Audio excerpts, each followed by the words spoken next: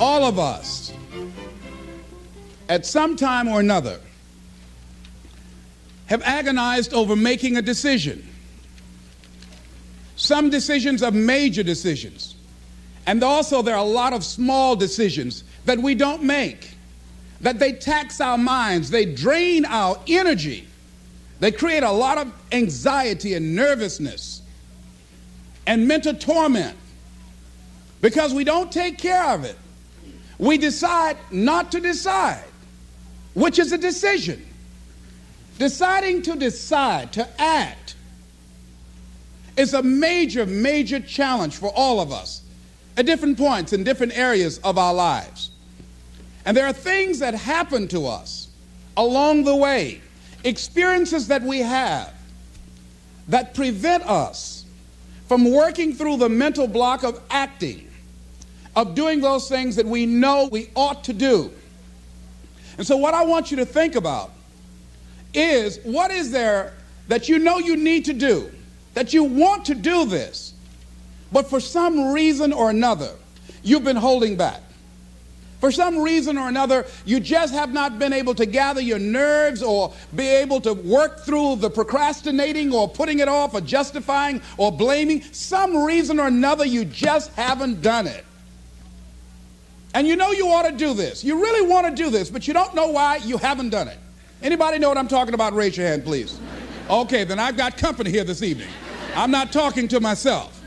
Now, first of all, we know that this is not easy. Because in order to begin to reinvent your life, you've got to make a conscious, deliberate, determined effort. That you really have got to put all of yourself into it.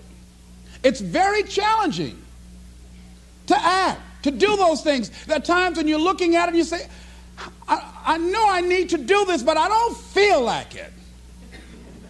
I don't want to do it. I know I need to do it, yet leave me alone. No, I don't want to do it. So what do we do? What are those things that cause us to do like that? I think that among the things that prevent us from acting is the fear of failure. And if you've already failed, you don't want to fail again. The pain of that, the disappointment. The fear of loss is another thing. Because many times when we do those things that we know we need to do, we feel that we might lose somebody that we love very much and care about. We don't want to hurt anybody. Many of us don't act because we want other people's approval. We want everybody to like us and to accept us. And that's not possible. Many of us don't do the things that we want to do and don't act because of lack of self-confidence. We don't believe enough in ourselves. I have a friend who's been working on a job where she's miserable, talented, want to go to another place that she can do what she wants to do and make the kind of money that she would like to make, and had some offers. But because of her fear and her lack of self-confidence of things might not work out, she won't take a chance on herself. So there she is, spending 8 hours a day, 5 days a week, and she's miserable. She hates to go to work. They're not paying her what she's worth. She knows it. But yet and still, she won't do that which she knows she must do, and it's wearing her out. There are a lot of people that their jobs are making them sick because they won't act. You check out the absenteeism and the people that are depressed. You see them coming to work angry. How you doing? I don't know. Just leave me alone. It's not even 9 o'clock yet. You're talking about good morning.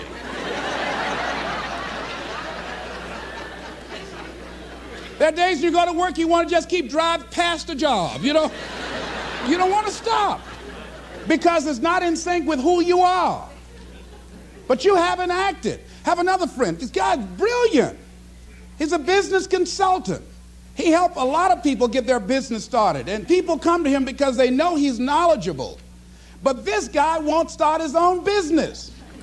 Now, he's very smart. He can do it. Everybody believes in him except him. And he's so smart, he's talked himself out of it. Well, the numbers aren't right.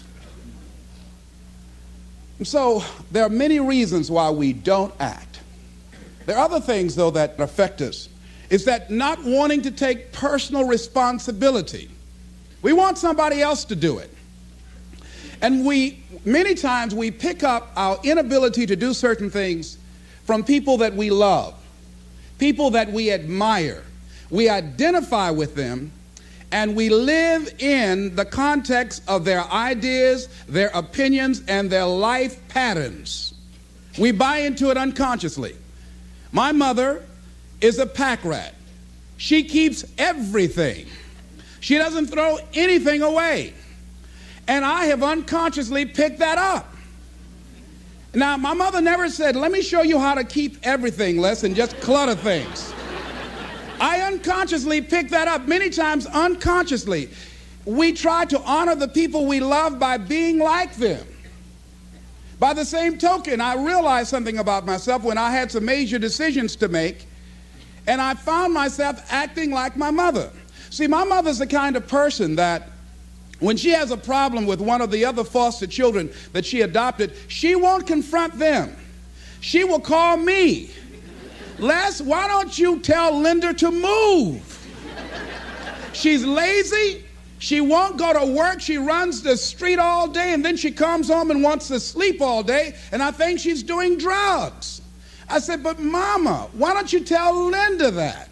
I bought the house for you. I told you when she wanted to come home, don't let a grown person come there and take care of them. You let her in. Well, after all, she's my child. Mama, then you handle that. When I tell her to leave, she say, Mama say I can stay. Mama, can I stay? And you tell her yes, and then you call me and say, she's still here.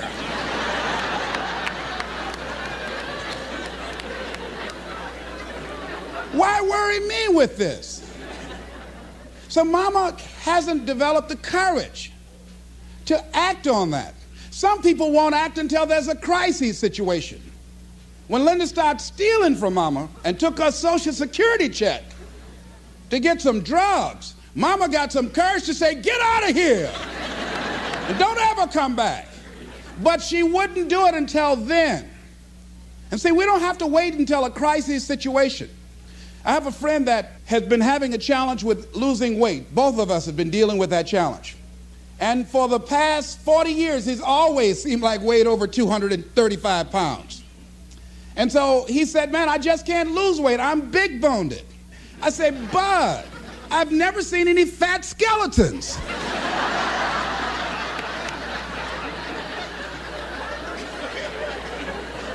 No, you need to act on your health. You can change this.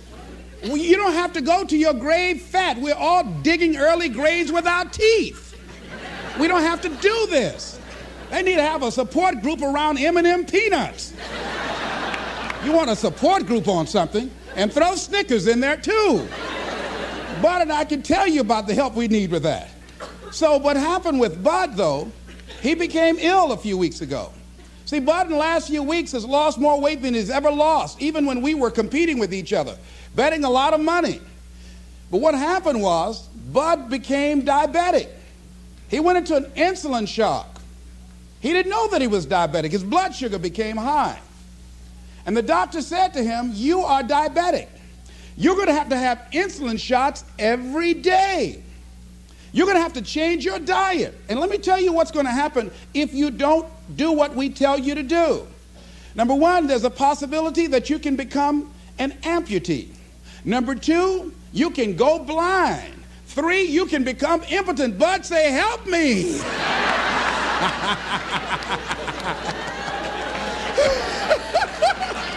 Like those guys with Paul, when Paul broke out of jail, those guys say, tell me what I must do to be saved. Bud wanted to be saved. I said, Bud, you want one of my peanut butter and jelly sandwiches? No. I said, Bud, I can't believe you're eating vegetables, man. You're exercising. He said, that's right, and jogging in place too. Now, he had the ability to do it before, but there's some people, it takes that kind of crisis to bring them into reality in order for them to act in their own best interest. Some people have to hit rock bottom in order to rise. I don't know why. You want to begin to look out on your life and what you want for you. And I think that when we begin to focus in the area of what does it take for us to act, I think we can say events can inspire us to act, like that particular event in his life. Circumstances. A friend of mine, he wanted to do something and he just did not have the motivation and the drive and the confidence within himself. But his circumstances changed overnight through an acquisition of the company that he worked for. He lost his job. Through the inspiration of desperation, he had to act. See, life also are things that can inspire us to act. See, if we don't have the courage, and that's what it takes, courage. It takes guts to do that which you know you need to do. If you don't have the courage to act, life many times will move on you and make you act. Life will whoop your butt so bad. You will be so miserable, you will catch so much hell, you say, yes, I will do it. What do you want me to do? Take me. Friend of mine said, I can't stop smoking. I can't stop smoking. Doctor said, Sam Axelrod, you have emphysema. Sam never picked up another cigarette and said, look at those stupid people smoking. Sam, you did it for 35 years. How can you talk about people? Well, I was different. I'm trying to help them. They don't have to do the same thing I did. But be compassionate, Sam. Isn't it interesting how quickly we forget? So I'm saying that look at something in your life. It might be just writing a letter to somebody to say thank you. It might be just to apologize to somebody. I had a confrontation in the Penobscot building with the security guard there. He responded to me what I perceived as a negative way, and he and I engaged in an argument. I did not like the way I handled that. I avoided going through the front door for a long time because I didn't want to face him. Finally, I decided to act, and I went up to him and said, I want to apologize to you for the way in which I handled this argument we had the other day. I was wrong. I hope you accept my apology. He said, I do. And I said, thank you very much. I felt relieved. Now, when you decide to act, it's not always going to be like that. A friend of mine did some work for me. It was below par, to say the least. I knew that this guy was capable of doing better work. I knew that he also had a fragile ego. So I was trying to think of what is the most sensitive way in which I can share this information with him. Because I wanted him to do my work over. I was going to pay him for what he did. But I needed my work done right. But I was afraid that I would hurt his feelings. I was very, very meticulous in how I approached him. And I said, let me share this with you. You know I care about you. And that you're a very talented and gifted person. And you and I both know that what you have given me is not a true reflection of your talents and abilities. And I'm saying, let's go back in the studio and do this again. And he said to me, I'm going to forget you ever said that.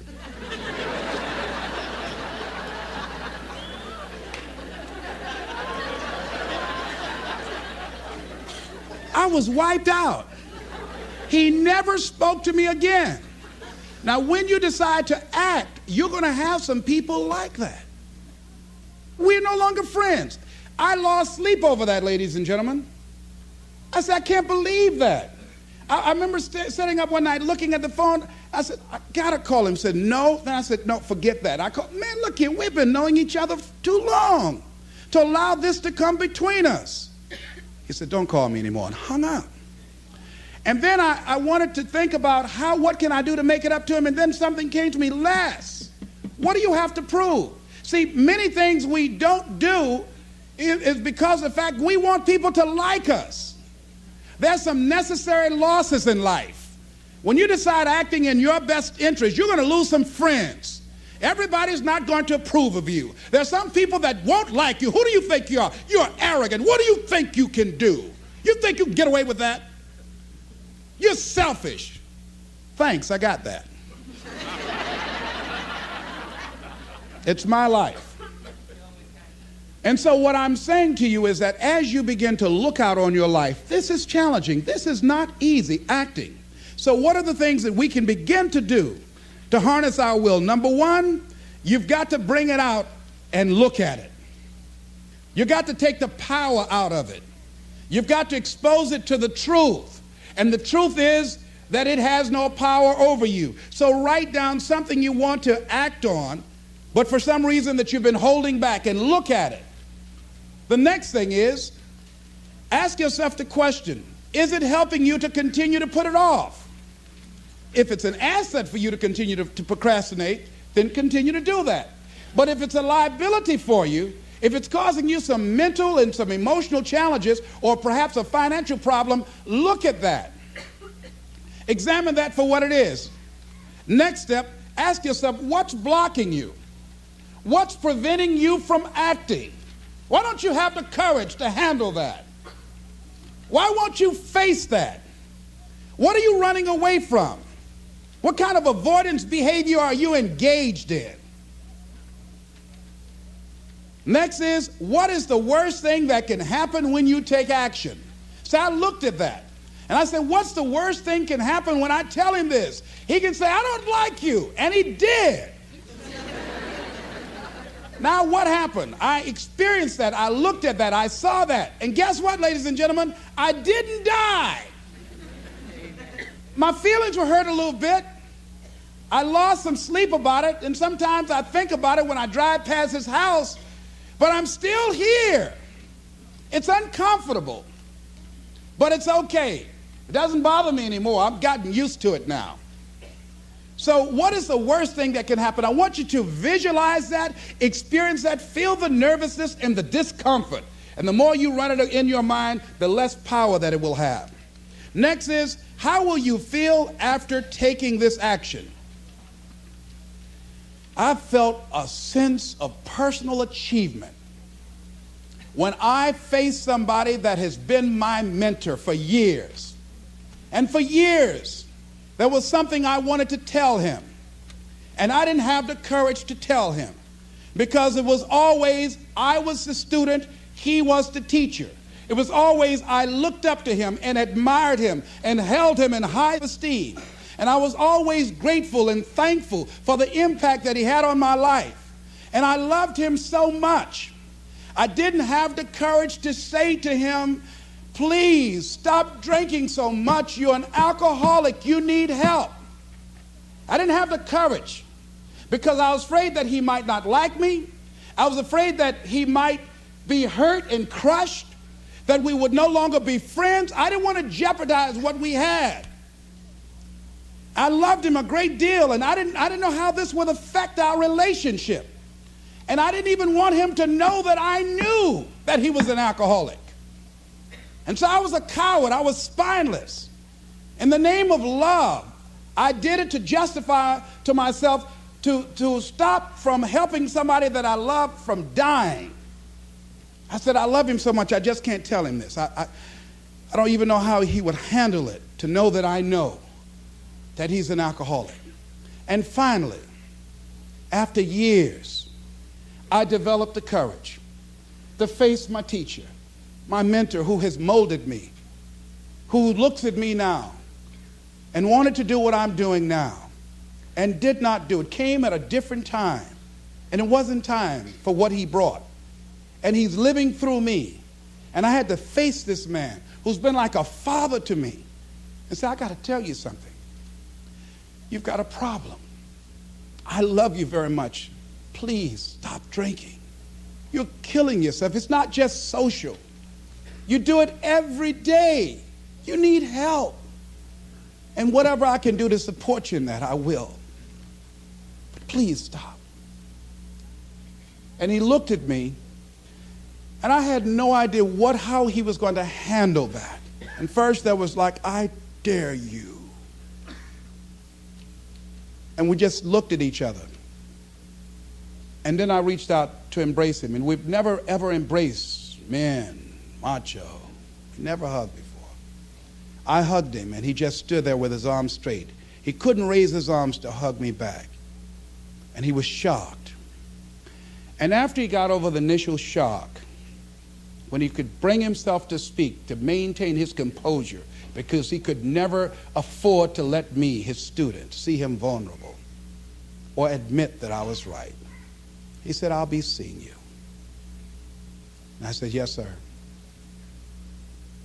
I said, tell your wife I'll be by the house to see you all before I leave. And when he walked away, at first I was very depressed about it. And I said, well, maybe it wasn't my place to do this. And when you act, you're going to have some second thoughts. And then I said, no. I did what I felt. I did it because I feel very strongly about this. And fortunately, he called me back a few weeks later and left word with the answering service. Leslie Brown, I just want to say thank you. And hung up. That was a good feeling. When we look out on our lives, you ask the question, what are you going to do? Look at, as you think about this that you know you need to handle, what are you going to do? And then write down 3 strong reasons on why you know you must take action. And be explicit and descriptive in your reasons, because your reasons have power. Your reasons will drive you. When you have doubt, when your faith becomes weak, your reasons will fortify your faith. When you have an inner conversation, say, no, don't do that. Your reasons will become your rod and your staff to comfort you, to take you through those challenging moments. So write down your reasons. And what you will find, that when you decide to act, when you decide to take life on, and let me warn you, it can be painful, it will be uncomfortable, and that's where the growth is. When you're uncomfortable, when you're stretching out, when you're taking life by the collar, you're going to get thrown to the ground again and again and again. But when you have determination, and you know that what you're doing is right, it gives you your life, it gives a special meaning and power to you, you will have some power from on high. You will discover some things about yourself that will begin to electrify your personality. You'll begin to discover some things about you that you don't know you've got when you put yourself in that type of challenging situation. Repeat after me, please. I can go into action on anything in my life. Nothing is stopping me but me. No challenge in my life has any power over me. Here's something that Howard Thurman wrote on the decision to act. He said, it's a wondrous thing that a decision to act releases energy in the personality. For days on end, a person may drift along without much energy, having no particular sense of direction and having no will to change. Then something happens to alter the pattern. It may be something very simple and inconsequential in itself, but it stabs awake, it alarms, it disturbs. In a flash, one gets a vivid picture of oneself, and it passes. The result is decision, sharp, definitive decision. In the wake of the decision, yes, even as a part of the decision itself, energy is released. The act of decision sweeps all before it, and the life of the individual may be changed forever. When you decide to make decisions, to act, you begin to access power within you that will increase your self-esteem, that will increase and enhance your personal power, that puts you in charge of life. And life has a whole new meaning for you. There's a sense of personal freedom. Doesn't mean you're not going to have any struggles. Doesn't mean that you're not going to have any challenges. Doesn't mean that you're not going to suffer any defeats. No, doesn't mean that. But what it does mean, that you're putting yourself in the position to grow. You're putting yourself in line with your higher calling and your higher self. And that's what life is about.